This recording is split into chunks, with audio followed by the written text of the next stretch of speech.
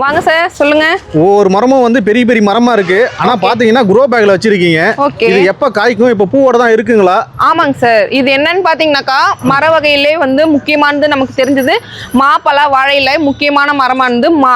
ஓகேங்களா? இது மால பாத்தீங்கன்னா 50 வகையான மா வகைகள் இங்க இருக்குங்க சார். ஸோ இது குரோ பேக் வந்து பாத்தீங்கன்னாக்கா சீக்கிரமாவே உங்களுக்கு மரம் வந்து செழிப்பு கொடுக்குற மாதிரி தான் உங்களுக்கு வச்சிருக்காங்க.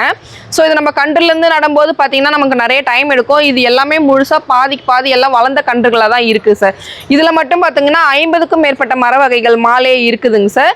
இது என்னன்றது விபரமா சார் வந்து சொல்லும்போது நான் உங்களுக்கு எக்ஸ்பிளைன் பண்றேன். ஸோ இது வந்து நம்ம வைக்கும்போது பாத்தீங்கன்னா ஈஸியாகவும் நல்ல அருமையான வந்து சுவை கொடுக்கக்கூடிய பழங்களா மட்டும்தான் நம்ம நர்சரியில கிடைக்குதுங்க சார்.